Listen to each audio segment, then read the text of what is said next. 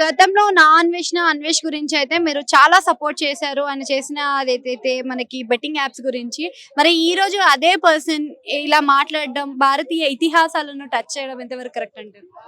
వాడు గతంలో కొన్ని మంచి కార్యక్రమాలు చేశాడు. ఆఫ్రికాలో కిల్లి మంజర్ అనే పర్వతం ఎక్కాడు. అది ఇంచుమించు 5,000, 6,000 మీటర్ల ఎత్తు. మేమంతా అప్రిషియేట్ చేసాం తెలుగు వాళ్ళుగా. ఆయన కూడా వైజాగే, నాది కూడా వైజాగే. తర్వాత మళ్ళీ బెట్టింగ్ యాప్స్ ఎవరెవరైతే ప్రమోట్ చేస్తున్నారో వాళ్ళ పేర్లన్నీ బయట పెట్టాడు. తెలుగు సినీ పరిశ్రమలో ఉన్న వాళ్ళు, ఐ మీన్ టాలీవుడ్ లో ఉన్న వాళ్ళు కావచ్చు, జబర్దస్త్ లో ఉన్న వాళ్ళు కావచ్చు, తర్వాత బిగ్ బాస్ లో ఉన్న వాళ్ళు కావచ్చు, సోషల్ మీడియాలో ఉన్న వాళ్ళు కావచ్చు, పెట్టాడు. అదంతా అప్రిషియేట్ చేసాం. కానీ ఇప్పుడు ఆయన క్షమించరాని నేరాలు చేస్తున్నాడు. హిందూ దేశమైన మన భారతదేశం పైన, భారతదేశ సంస్కృతి సాంప్రదాయాల పైన, అలాగే భారతదేశంలో ఉన్నటువంటి మన హిందూ దేవులైనటువంటి సీతాదేవి పైన, ద్రౌపది దేవి పైన, అలాగే తెలుగు కవి అయిన గరికిపాటి గారి పైన పిచ్చి పిచ్చిగా మాట్లాడుతుంటే, పిచ్చి కుక్కలాగా అనమాట. భారతదేశంలో అసలు భద్రతే లేదంట, ఇక్కడ ఆడవాళ్ళకి అసలు సేఫ్టీ లేదంట, రేపులు జరుగుతాయంట, ఇది ఒక పొల్యూటెడ్ కంట్రీ అంట, ఇక్కడ ఒక ఇన్కమ్ ఉండదంట, ఏవేవో మాట్లాడుతున్నాడు. అంటే అనేది ఇంకొక వీడియో కూడా ట్రోల్ అవుతుంది కదా. 14 ఇయర్స్ అమ్మాయిని ఆయన ఒక 1000 రూపీస్ కనంటూ ఒక ఫోన్ కాల్ అక్షయ్ ఇన్ఫ్లుయెన్సర్ ఎవరైతే అక్షయ్ ఉన్నాడో, సో ఆయన ఆ వీడియోని లీక్ చేయడం కూడా జరిగింది కదా. మరి దాంట్లో ఎంతవరకు నిజాలు ఉన్నాయంటారు? మరి అది ఏ కంట్రీలో అయినా కూడా నేరమే కదా. మరి ఖచ్చితంగా గతంలో మనం చూసుకుంటే ఈ ఫోక్ షో కింద ఒక యూట్యూబర్ లోపలికి వెళ్ళాడు. మీ అందరూ తెలుసు, ఫన్ బకెట్ భార్గవ్, వైజాగ్ వ్యక్తి. తను కూడా తను కూడా 14 ఏళ్ళ అమ్మాయిని రేప్ చేసి ఇప్పుడు 20 సంవత్సరాల జైలు శిక్షను అనుభవిస్తున్నాడు. వీడికి కూడా ఆయన పక్కనున్న జైల్లోనే వెయ్యాలని నేను కూడా కోరుకుంటున్నాను. ఇవన్నీ కూడా క్షమించడానికి నేరాలు ఒకటి కాదు. వాడు ఒక ఏమంటారు, హిందూ వ్యతిరేకి. వాడు హిందూ అని చెప్పుకుంటున్నాడు, హిందూ వ్యతిరేక కార్యక్రమాలన్నీ చేస్తున్నాడు. అలాగే దేశద్రోహి, ఇండియన్ అయి ఉండి మన ఇండియా అసలు ఇండియా కోసం వాడికి ఏం తెలుసు? వాడు uneducated fellow. India is 4th largest economy. 200 దేశాలు ఉంటే ప్రపంచంలో మనం 4th ప్లేస్ లో ఉన్నాం. ఇంకా కొన్ని రోజులు పోతే ఫస్ట్ ప్లేస్ లో కూడా వెళ్ళిపోతాం. అమెరికా, చైనాని కూడా దాటేసే స్థితిలో మనం ఉన్నాము. ఇండియా కోసం ప్రపంచ దేశాలన్నీ ఇండియా యొక్క సంస్కృతి సాంప్రదాయాల్ని పాటిస్తూ, ఇండియా ఎంత గొప్ప కంట్రీ అంటే వాడు పేద దేశం అంటున్నాడు, పొల్యూటెడ్ కంట్రీ అంటున్నాడు, భద్రత లేదు అంటున్నాడు. అవన్నీ కూడా అవాస్తవాలే. ఇండియా అంత సేఫెస్ట్ ప్లేస్ ప్రపంచంలో ఎక్కడా లేదు. అలాగే సీతాదేవి కోసం చెప్పుకుంటే ఆమె భూదేవి పుత్రిక, భూమిలో నుండి పుట్టింది ఆమె. ఆమెకున్నంత సహనం, ఓర్పు ఎవరికి లేదు. ఆమెను రేప్ చేస్తారంట. ఆమెను రేప్ చేసే సీన్ ఎవడు కొందరా? మొత్తం భూమి మొత్తం బదలైపోయి లోపలికి వెళ్ళిపోతారు అందరు కూడాను. అలాగే మన ద్రౌపది దేవి, ఆమె అగ్ని పుత్రిక, అగ్నిలోని పుట్టింది. ఆమెను ముట్టుకుంటేనే కాలిపోతారు. ఓకేనా? ఆమెను ముట్టుకున్నందుకే కురుక్షేత్ర యుద్ధం జరిగింది. ఈ ఎదోకి ఏం తెలియదు వాడికి. ఒక ఇంగ్లీష్ రాదు, బట్లర్ ఇంగ్లీషు, ఒక ఆర్టికల్స్ కోసం తెలియదు, ఒక ఆయనకు అసలు బేసిక్ నాలెడ్జే లేదు. ఏదో పిచ్చుకోలాగా అలా మాట్లాడుతూ ఉంటాడు. ఇందాక చెప్పినట్టు 14 ఏళ్ళ బాలికని 1000 రూపాయలకు అనిపించారంటే అది చాలా రాంగ్. అది నిజంగా నేను కూడా మాట్లాడలేకపోతున్నాను. పోక్సో కూడా ఆల్రెడీ వాడి మీద కేసు ఫైల్ అయింది. కరాటే కళ్యాణి ఇలాంటి కొంతమంది హిందూ యాక్టివిస్టులు అందరూ ఆయన మీద కేసులు పెట్టారు. వాడు ఎక్కడున్నా కానీ వాడిని పట్టుకుంటారు. క్రిమినల్ కేసు వాడి మీద నమోదైంది. సో ఈ భూమి మీద ఎన్ని కంట్రీస్ ఉన్నాయో, ఎన్ని ఎయిర్పోర్ట్స్ ఉన్నాయో అన్నిటికి కూడాను పంపిస్తారు త్వరలో వాడి ఫోటో. వాడు ఎక్కడున్నా పట్టుకుంటారు. ఇండియా లాక్కొస్తాము. వాడికి చెప్పులతో కొట్టి, చీపులతో కొట్టి, గాడిద మీద ఊరేగించి, మెడలో పిడకలు దండేసి మా హిందువులందరూ వాడిని చంచల్గూడ జైలుకి కానీ, రాజమండ్రి జైలుకి కానీ, లేకపోతే తీహార్ జైలుకి కానీ ఖచ్చితంగా మేమైతే పంపిస్తాము. ఎందుకంటే మన భారతదేశం ఎంతో గొప్పది. భారతదేశంలో స్త్రీలు కూడా ఎంతో మంచి వాళ్ళు అనమాట. వాడు అలా పిచ్చి కోతలు కూస్తున్నాడు.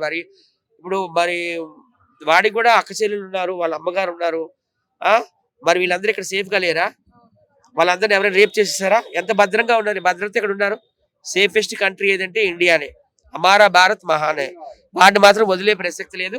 హిందువులందరూ ఇప్పుడు ఏకమయ్యారు. వాడి అందరూ కూడా రిపోర్టులు దయచేసి కొట్టండి. వాడి అకౌంట్లు అన్ని ఎగిరిపోవాలన్నమాట. ఫేస్బుక్ లో అకౌంట్ ఎగిరిపోవాలి, యూట్యూబ్ లో అకౌంట్ ఎగిరిపోవాలి, ఇన్స్టాగ్రామ్ లో అకౌంట్ ఎగిరిపోవాలి, వాట్సాప్ లో అకౌంట్ కూడా ఎగిరిపోవాలని నేనైతే కోరుకుంటున్నాను. Thank you so much. బాబా ఇక్కడనే ఉన్నా, మళ్ళీ తీసుకో. తాత, నాన్ వెజ్ గురించి చూస్తూనే ఉన్నావు కదా, మరి ఆయన మాట్లాడిన మాటలు మంచిగా అంటారా? మీ అందరికీ దండం. నన్ను కుర్చీ తాత అంటారు. నేను మాట్లాడితే అదో రకంగా ఉంటుంది. కొంతమంది నచ్చుద్ది, కొంతమంది నచ్చది. మన భారతదేశం అంటే మన సంస్కృతి చాలా గొప్పది. అన్వేషణ అనే ఒక క్యాండిడేట్ మన భారతదేశాన్ని కించపరుస్తాడు. భారతదేశం అంటే ఏమనుకున్నారు లంజే, ఇక వద్దు బూతులు వస్తున్నాయి నా కొడక. నాటువంటి ఒక్కసారి దొరకు, ఒక్కసారి. దీంతో ఊరేపోతే నా అమ్మకు నేను ముట్టాలి. నన్ను కుర్చీ తాత అంటారు, వెనక జరగమ్మ కుర్చీ తాత అంటారు బే. నా పేరు చెప్తేనే కొంతమంది వణుకుతారు, వణుకు ఉడుతుంది కుర్చీ తాత. మరి భారతదేశంలో మహిళలకు అసలు రక్షణ లేదు అని అంటుండే కదా, మరి భారతదేశంలో మహిళలకు నిజంగానే రక్షణ లేదా ఆడవారికి? అరే ఓ లంజా కొడుక, నువ్వు భారతదేశంలో తిరుగు ముందు కదా, కేవలం కిషన్కాంత్ పార్క్ రా, నీకు తెలుస్తుంది. లేకపోతే హైదరాబాద్ రా, చెక్ పోస్ట్ ఇసు కూడా నేను చూపిస్తా. భారతదేశంలో ఆడవాళ్ళకి ఎట్లా రెస్పెక్ట్ లేదో నేను చూపిస్తా. నా కొడక ఎక్కడో ఉండి ఉరడం కాదు బే, దా కుర్చీ తాత ఇన్వైట్ చేస్తాడు, దా హైదరాబాద్ కు. 64 ఏళ్ల వయసు నా కొడక, లావారీసుగా కాదు, నాకు సంసారం ఉన్నది, పిల్లలున్నారు. గుద్దుకు చంపపోతే నా అయ్యకు నేను ముట్టాలి. నా కొడుక ఆడదంటే ఆ అంటే అమృతం, మా అంటే మమకారం, అమ్మకు అర్థం బే. ఆడలను అన్రెస్పెక్టెడ్ గా బిహేవ్ చేస్తావు. నా కొడక ఏమనుకుంటున్నావు బే? భారతదేశం ఆడవాళ్ళంటే కాళ్ళు మొత్తం పొద్దుగా లేంగానే ఏ అమ్మాయి కానీ కనబడితే అమ్మ నమస్తే అని పక్కకు జరుగుతాం. తల్లి దరిద్ర గుద్దలమాట, డబ్బు ఎక్కువైందని కావరాలు ఎక్కువైంది బే. అన్వేష్ నువ్వు రా, నీ గుద్దలు దమ్ముంటే రా హైదరాబాద్ కు. ఒక్కసారి నాకు కనపడు, భయించదు. ఊరేయకపోతే నా అమ్మకు నేను ముట్టలే. దాన్ని కొడక. నెక్స్ట్. నమస్తే అక్క. నమస్తే ఎట్లును? మస్తుగున్నా. సో చూస్తున్నాం, మన ఇండియన్స్ అంటేనే ఇండియన్ కల్చర్ లో కట్టు బొట్టు అంతా ఉంటది. మిమ్మల్ని చూస్తేనే క్లియర్ గా అందరూ తెలిసిపోతుంది. దీని గురించి మస్తు ట్రోల్స్ అవుతున్నాయి. అక్కడ చూసుకుంటేనేమో అక్కడ ఎక్కడనో దేశంలో వండుకుంటా నా అన్వేషణ అనే ఒక బ్లాగర్ అన్వేష్ కొన్ని ముచ్చట్లు మాట్లాడుతున్నా అనమాట. దాని అసలు గురించి దేశంలోనే ఉంచద్దు, ఫస్ట్ ఉంచద్దు అన్నిటి అండమాన్ నికోబార్ దీవులకు పంపించాలి ఫస్ట్. అంటే ఇండియాకి రాలేననే ధైర్యంతో నోటికి వచ్చినట్టు మాట్లాడుతున్నారంట. కావచ్చు, అట్లనే కావచ్చు, కానీ ఆయన మాట్లాడే మాటలు పద్ధతిగా లేవు.